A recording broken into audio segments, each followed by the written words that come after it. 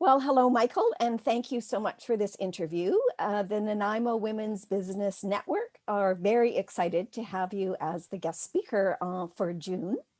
And I know that you and I met a few years ago when I was still living in Alberta. And I have to tell you that after taking that seminar on a law of attraction, it completely changed how I looked at life, both professionally and personally. And of course, I have to give you a big thank you for introducing me to the emotion code, because that's the work that I do now. So you are well known for your book, The Law of Attraction. What led you to actually writing that book? Well, you know what? I grew up different my whole life and overweight. And so I was bullied a lot. So even when I was young, I understood the relationship to being bullied or worrying about being bullied and being bullied. I didn't know it was called law of attraction. But even I was growing up, I learned about how to mind my business. Today, I would call it mind your own vibration, but we didn't have these terms. But I kind of knew, oh, think about the happy people or someone that was nice to you. And so when I learned more about, things like that, and back then, of course, in hindsight, we know what it's called. But whenever I said, wow, this is such a coincidence, well, that's just law of attraction. Or this is synchronistic, or this is serendipity, or this was fate or karma or luck or meant to be or everything. So you and I, everyone listening has used at least one of those expressions. And every time you use that word, you're describing evidence of law of attraction. So when I say, wow, this is such a coincidence that when I'm positive, I attract, that was a coincidence. Now, as an adult trainer, I would say, well, that's law of attraction matching the vibration that I'm sending about the scenario. I mean, I can say that. So can you imagine 30, 40 years ago, people that even were positive thinking were weird. So I was already weird, but I learned that I could manifest things. And I was good. I was doing not seminars in Victoria, but talks on manifestation and so on, again, that was a foreign topic back then. And, but I couldn't answer one question. Why am I attracting negative things? And that would shut me up. I thought, well, I don't know that.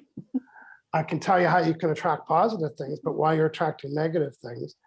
And then a friend invited me to Seattle to go see Abraham Hicks.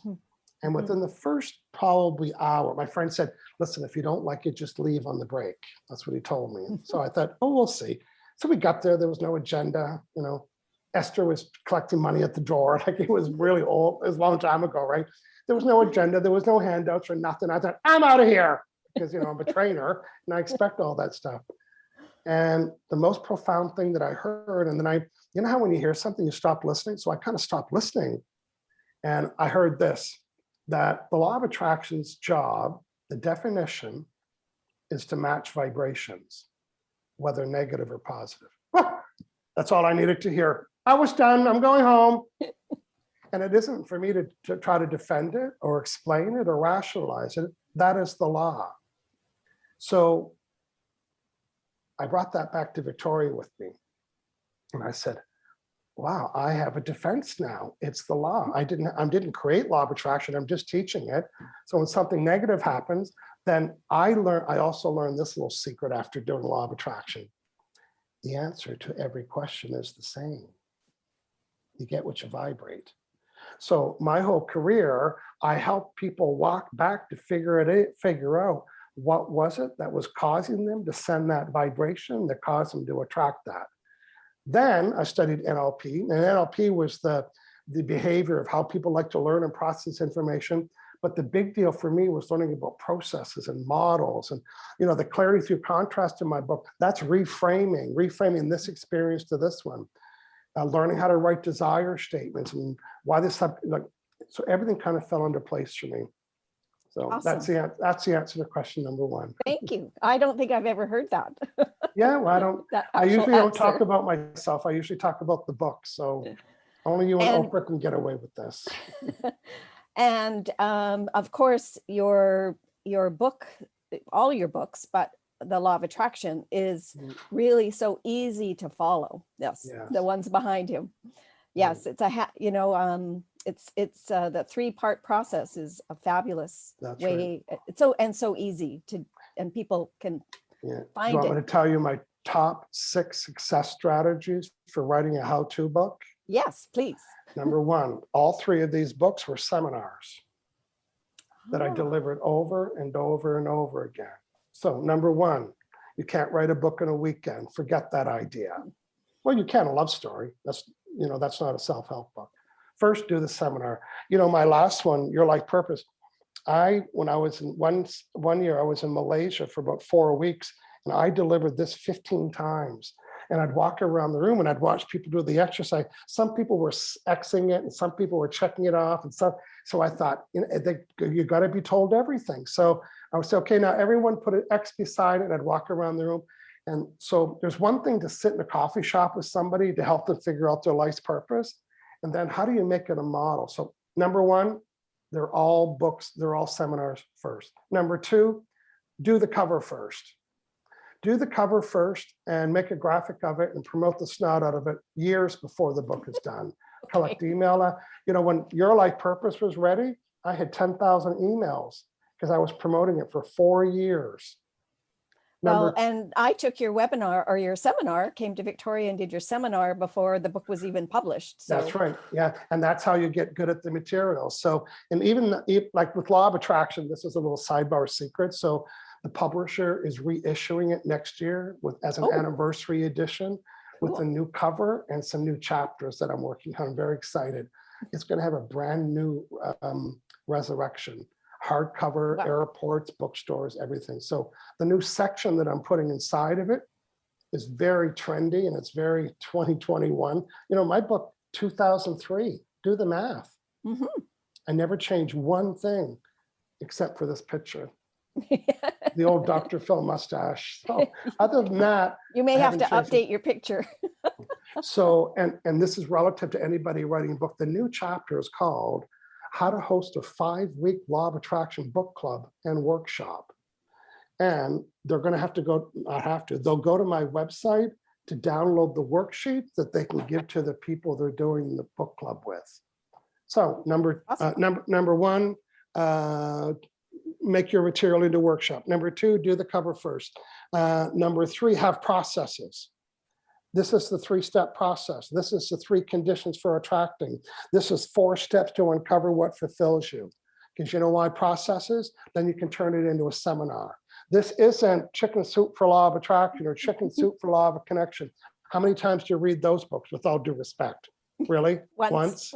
Yes. I'm going to go back and read that Chicken Soup story. I wanted to, no, it doesn't happen. Make it a book where there's processes. Number 3, make sure you have worksheets in your I don't have, look at me, get worksheets. And put a blank worksheet in the book and put a completed worksheet in the book, and then make them go to your website or invite them to go to your website to get a copy of the worksheet. Make sure you're teaching to all 4 styles, the visual, the auditory, the thinker. Make sure there's pictures and graphics. Make sure that you have characters. All of my books have cartoon characters. They have a little story behind them. Make sure there's checkoff lists. Make sure there's pull-out quotes. And all of that is to satisfy all the learning style. Now, let's cue June 1st. What's going to be special about June 1st? I'm going to be using accelerated learning techniques. And accelerated learning techniques, what does that mean? We're going to read it backwards. They're techniques that are going to accelerate your learning. So I promise everyone attending will remember 100% of everything that I'm going to teach them. They're going to learn what to say and what to do and what to think, so they can stop attracting what they don't want, start attracting what they do want. And within days of participating fully, because I'm using accelerated learning techniques, they're going to say things like, wow, this is such a coincidence. Look at the serendipities. This is so synchronistic. Everything fell into place. Somebody called me out of the blue. Way more than they ever had. Say yes if you're in. Oh, yes, we're in. Absolutely. Good stuff. Okay, so I have a question to ask you about Oprah. Okay. So how did that happen? How did you get invited to be on Oprah's radio show? And you know what? In my entire Law of Attraction career, I never made a phone call. I never solicited a sale. I never issued a media release. But I traveled the world 3 times, was interviewed by Oprah Winfrey 4 times, had my own radio show on the Oprah Winfrey Network. I'd be remiss if I didn't apply Law of Attraction. Now, it was funny. I'm going to tell you a little bit, anybody watching from Victoria, they knew when I was, 20 years younger, and I would go do a seminar anywhere. I'm saying anywhere. Chapters, bookstores, Staples, basements, churches, a lot of churches, anywhere, 2 people, 10 people. And I would always joke around wanting to be Michael Mondays on Oprah, because at that time it was Dr. Phil Tuesdays. And, there was a little bit of buzz about law of attraction, like when my book came out after that, maybe around 2006 when The Secret came out, I said, I'd like to be Michael Mondays. So, and I would say yes if Oprah would love me. And, yeah. So, you know what? Every time I told the story, you're going to learn this on June 1st. Every time I told the story, I was including the vibration of that scenario in my vibration. I placed the order. Me telling the story set the energy in motion. And it showed up. And then one day my sister, who was my assistant, called me and she said, guess who called? Now, we never really had any rules about the guess who called game, but she played it. And I said, who? She said, well, Oprah's office called. And I mean, I wasn't jumping up. I mean, I wasn't like a kid. And I said, oh, she said, one of the producers called, they're doing, and Oprah just had the people from The Secret on Law of Attraction about a week. And my hunch is she was trying to put out a fire. I don't know that. Nobody quote me. I'm not saying that, but it was a disaster because I watched it when she had The Secret people on there.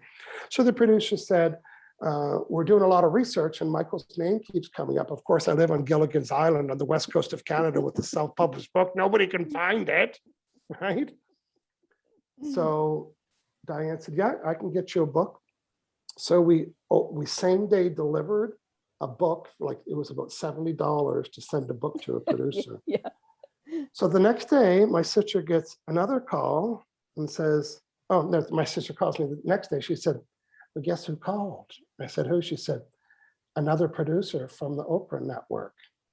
And they're doing the research. And I said, did you? She said, yes, we sent another book. Okay. I'm not even kidding you. Day 3, my sister calls me and says, what? Guess who called? So 3 producers, $210 later. And then on Friday, I guess they had their pitch meeting. And that's when the head person found out 3 people were on the same story. Wow. You think it was a hot issue at the office? I'm not saying, don't quote me. I'm not making any judgments. It was a hot issue. And then the head producer, I think it was Sherry, don't quote me, contacted us and said, Oprah wants to interview Michael. And I was ready. I had to go to Vancouver. It was in March. It was cold and damp and windy. And I went to a studio in Vancouver because it was on satellite radio, and XM satellite radio. I had to go to Vancouver. I get in there, winter jacket, Vancouver style. And at least I had gloves and a hat. That's cold when I'm wearing gloves and a hat. So I go into the studio and it was very professional. And I did the half-hour interview with Oprah. She read my book. She quoted from my book. She liked if you heard the interview, she liked the summary, the way I summarized each chapter and told great stories. And the interview was over. So I put my jacket on. I zipped up my jacket. I put my knapsack on. I buckled it up. I put my hat on, and the producer knocks on the glass. He said, Oprah. So, and when you do a radio interview, when they're done, right? Yeah. So there's no thank you or anything. Right. So, and then it wasn't Oprah. I heard the jingle music, and the jingle music's playing. Oprah came back on. She said, you heard him last week, and we just loved him. We're bringing him back today. So I did the whole second interview with Oprah with a knapsack buckled up, with the hat on, with the head, and I was swearing so much. And then a week later, I'm off to Australia. I'm in Australia for about 3 weeks. My sister calls and says, Oprah wants to know if you can do Q&A. Really? There's only one answer to that. I've got an A for every Q you can give me. I said, yes. So I'm in Australia. So they being Oprah's office, arranged for me to go to a closed radio station at 3:30 in the morning to do a 25-minute interview. And you can't quote me, and I'm not saying she did it, but I blew her away. And she kept me on for another half hour. So I was the most interviewed guest on the Soul series. And even before the interview, she said, no, Michael, do you want to hear the questions? I said, absolutely not. And I nailed every question. And even maybe, I don't know if it was on the recording, she said, this won't need any editing. She said, your confidence was really high, like you knew your work. And then at one time she said, I'd love to bring you to Africa to help out with my schools down there. And that never went anywhere, but that was great for me. The only Awesome. challenge was that I didn't like is that I wasn't allowed to promote it. I wasn't allowed to put it on my website. It was like even today, a lot of rules, but I did send with my updated book, I did send my publisher the 4 interviews, and they're going to find a way to be able to say, during an XM radio interview, Oprah says, like, you know what, it's not my department, that's theirs. They'll find a way to say that. So anyway, that's the Oprah story, and it served me really well. And I went to Chicago for 6 months to record the show. I stayed at the Omni Suites Hotel, like she says, the guest list. I stayed there 6 times. But I got to tell you a funny story. So across the street was a Subway store or Subway restaurant. So I'd go there, I'd stay for 2 full days and record the whole month of shows. So it took a long time, but there was lawyers and like 20 people behind. It was so silly, but yeah, don't quote me on that either. Don't quote me on anything with the Oprah stuff. So I'm staying at the Omni Suites Hotel, going across the street for a sandwich and going back to the room and not really doing much. It was Chicago. I didn't know anything and I knew I had to get up early. So I'm in about 5 months, and one of the staff befriended me. She was kind of the booking agent, and we really liked each other. And she pulled me aside one day. She said, "How you liking that spa?" I said, "Spa? Spa?" She says, "Well, when you're at the Omni Suites under Oprah's account," she said, "it's unlimited. The restaurant." Oh my gosh, you didn't know. I'm having Subway sandwiches at Oprah's hotel. That was so funny for me. So, and I remember the first day that I went to be interviewed, I went to the Oprah. She had there's the Oprah place you see on TV, and across the street was Oprah Radio. It's another unit. So I go in there, and the main guy comes out, and we go across the street to a coffee shop. And you know what? The first thing he told me, lose the tie. I had a tie. I said, lose the tie. Oh, I love that story. That's great. Thank you. That's the most I've ever told about that story, by the way.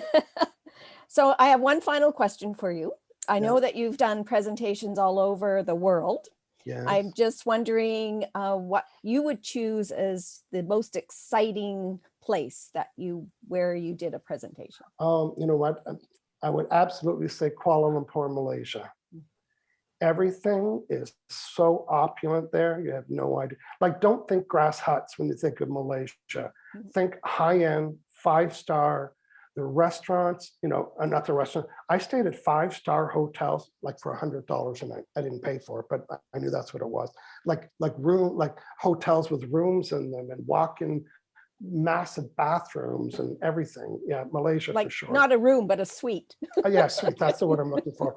And then, I've got a lot of pictures. And then when I did seminars in Malaysia, we were having like 1,500 to 2,000 people. We weren't in the facility room. Just say that. Like, I had a big team putting lots together, and every chair would have cloth covering on it. Like, they do it at weddings. They put with the bow. Yes, every chair covers. Yeah, and they didn't mess around with snacks and lunch either.